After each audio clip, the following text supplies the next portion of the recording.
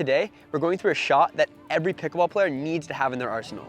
At the highest levels, this is probably the #1 way that players win points at the kitchen. So without further ado, let's get into it.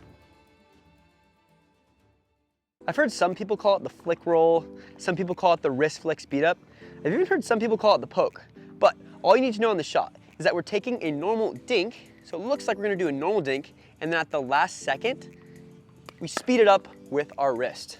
This shot is definitely the most deceptive way to attack the ball when you're at the kitchen. You can do this shot as a volley and off the bounce. It also works on both the backhand and the forehand side, which I'm going to go over later in the video.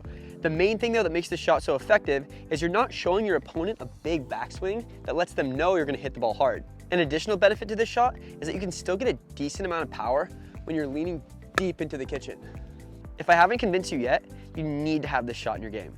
To start, I want to go over the technique of the shot. Then, I'm going to give you all the tools and strategies so that you can crush your opponents with it. Looking at our technique, the main thing that makes the shot deceptive is we should look like we're going to hit a normal dink until the last second, where we pull the trigger with our wrist. So the magic in our acceleration comes from this wristy motion. You want to be flicking forward, but also up and down like this so that you can get topspin. So in preparation, your paddle is going to face down more like this. Then as you hit the ball, you'll accelerate upwards like this. Keep in mind, you can do this both on the forehand and the backhand side. So on a backhand, it'll look more like this. And on the forehand, it will look like this. Personally, I use a continental grip for both the forehand and backhand version of this shot, which is where your paddle faces perfectly up and down in the center. If you're unfamiliar with using topspin or you just haven't mastered the technique yet, then you definitely want to get some reps on this before you bring it into a game. You don't want to go into a game and try this without having ever practiced it before. Also, there could be one side that you struggle with a little more than the other. I think for most players that'll be their backhand, just because using topspin on your backhand can be a little bit unfamiliar for some people. Regardless, to learn this shot and become confident with it, you need repetition.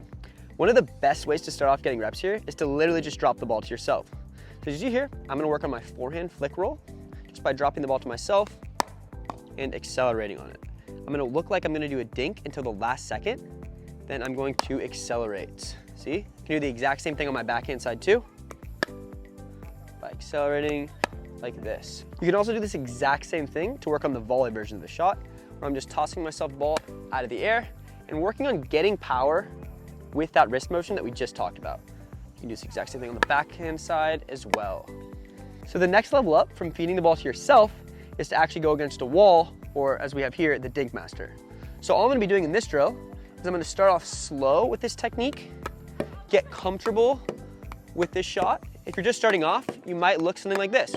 I'm using my wrist and I'm not going super hard yet, but as you get more comfortable, you can progress to harder shots, always making sure you're trying to be accurate and aiming for a target, which is why the targets on the dink master are very helpful.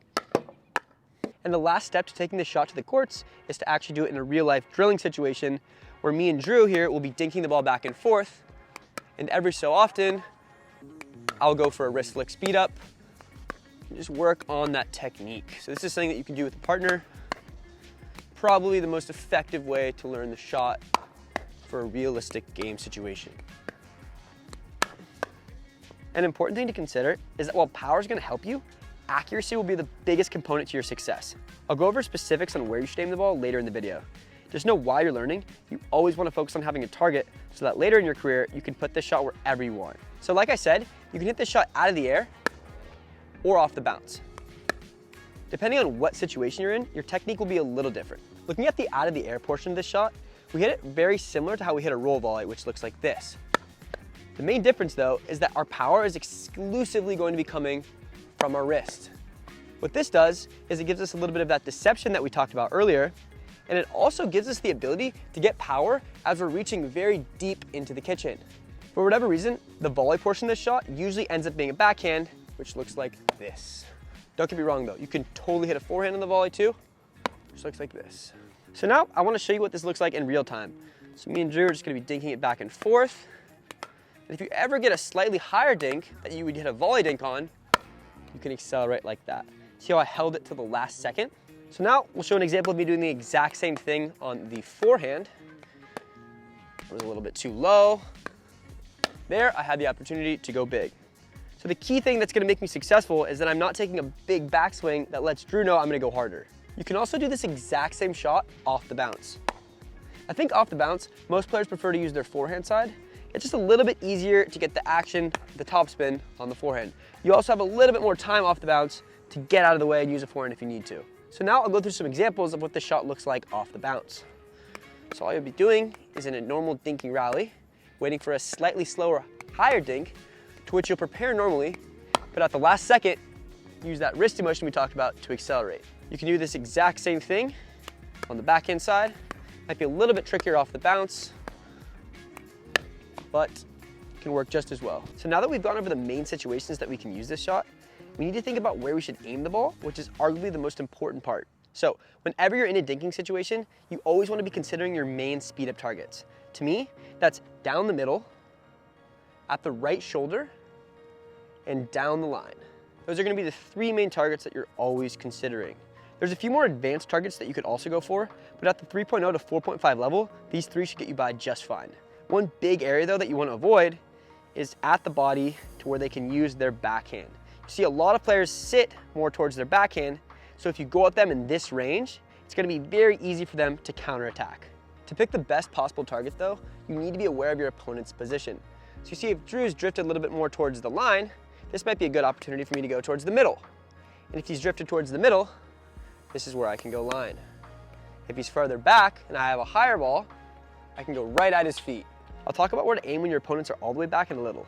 Just know that when you get this shot, you need to be aware of your opponent's positioning so that you can make the best possible decisions. Another thing that applies whenever you're attacking at the kitchen is that it's usually way more effective to go down the line than cross court.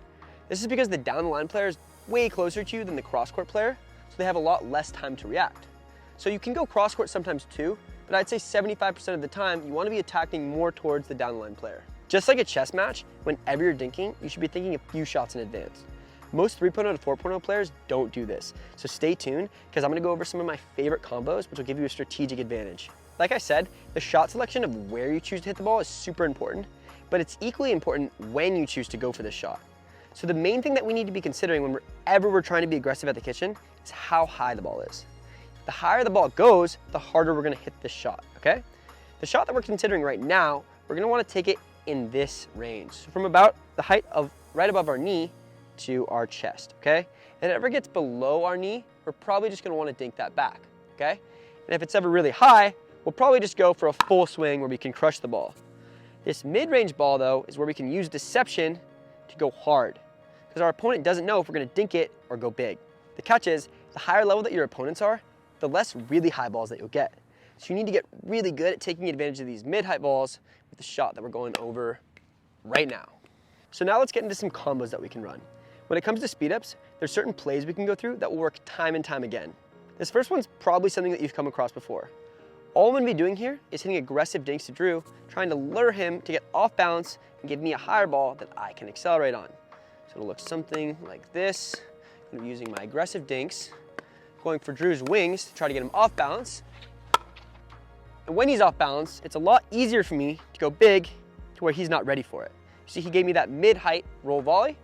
I used the flick, and it went straight by him. He had no chance. And remember, the magic here is that it looks like I'm just gonna volley dink it until the last second where I accelerate, and he does not have enough time to react. One of the best combos you can use this play on is going from cross court to a down the line speed up. I think because you can dink so much harder cross court, there's a lot higher likelihood you get a pop up to where you could speed up down the line and surprise the person right in front of you.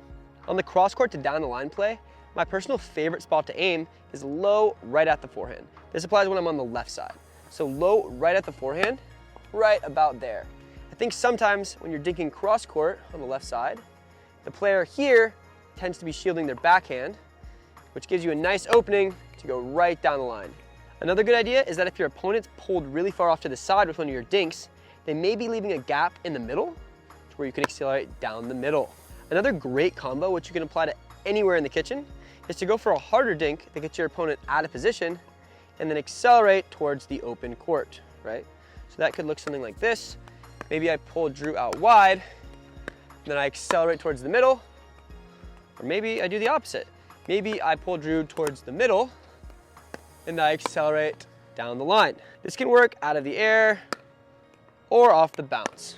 Remember, you always want to disguise it though, so they don't know that you're going to go hard until the last second. And as a bonus tip, you can also use the flick roll technique to keep your opponents back as they're trying to come in.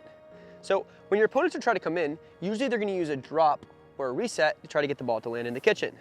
When that happens, a lot of the time, you'll be able to pick the ball out of the air and use the flick roll technique to dip the ball right at your opponent's feet, which makes it tough for them to come in. So that looks something like this. Trying to get the ball right at Drew's feet with the flick roll. Then I get a high ball that I can put away. Thinking about targets, when your opponent's trying to come in, you want to go at the depth of their feet, out to their sides where they can't reach it. That's what makes it the most difficult for them to move forward. And if you want to learn how to beat people that use the flick and roll technique, watch this video here that'll teach you how to drop the ball in the kitchen from anywhere on the court.